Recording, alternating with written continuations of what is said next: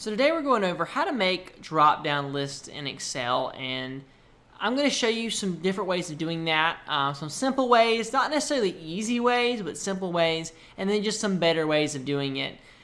So for starters, the simplest way to make a drop-down list is to just type it out. So if I have these ID numbers here, right? Let's say I want to put them all on a drop-down list. One way I can do that is I can click this cell that I want the list to be in. And I go over to if I'm at the Home tab, I go over to the Data tab. From Data, I go to Data Tools, and I hit Data Validation. And it's going to bring up this window. And I'm going to go over here to Allow. Now I'm going to put in List.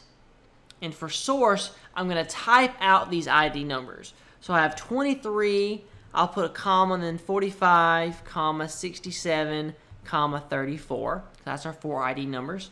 And hit OK. And it puts it in a list for us. Now that's the simplest way of doing it, but it's not the easiest or the best way. So the next best way of doing it is I'm actually going to clear that out first. I can do the Undo tab to undo this validation, or I can go back to Data Validation and hit any value instead of list, and it'll take that drop-down list out of there for us. So what I can also do is go Data Validation, go to List, and when I click Source, instead of typing it in, I can just highlight those 4 values. Then hit OK, and it'll put it in a drop-down list for us. So definitely easier than before than having to manually type it in, but still not the best way of doing it. Because so let's say I want to add another number here. Let's say an employee show up whose number was 56. Excel does not automatically put that in there. So I'd have to go back in there, change the validation, and it could really screw up some of the things I had formatted. So an easier way of doing it is this. Let's take it a step further.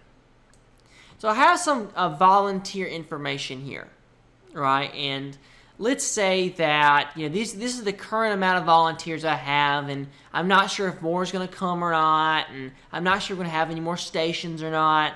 What I can do, instead of having to manually go in there and type it in and then read the validation every single time, what I can do is I can highlight this and I can make it a table. So I go over to the Insert tab, hit Table, then hit OK, then make sure it has headers selected, then hit OK, and it turns that into a table for us. So I'll go ahead and make our list. I'll click the cell I want the list to be in, go to Data, Data Validation, and I'm only going to do the names. And I'm going to hit OK. So now I have a drop-down list of all the names.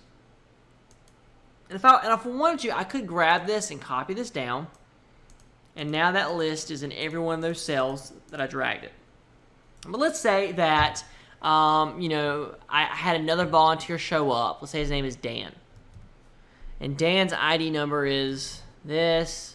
And he was born on this date. And then let's say he is over the bathrooms.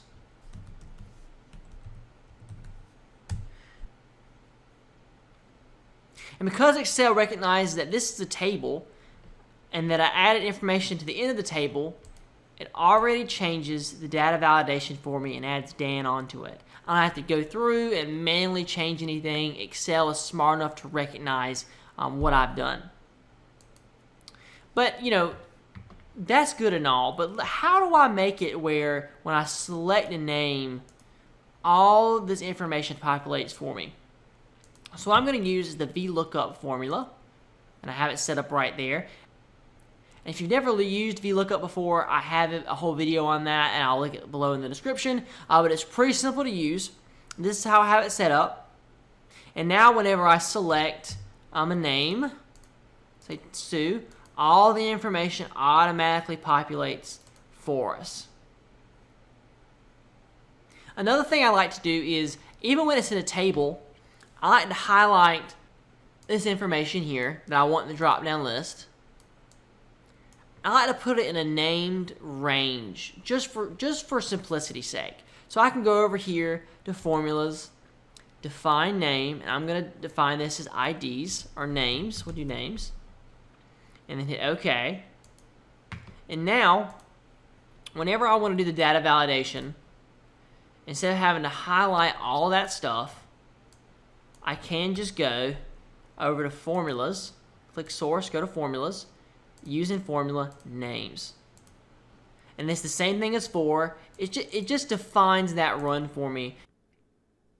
So let's take this a step further. So I'm going to go over here back to data validation, and I'm going to go over to input message once this window pops up. Input message is what instructions do I want to pop up when this cell is selected. So let's say I want the title to be, please select from below. And then the message will be,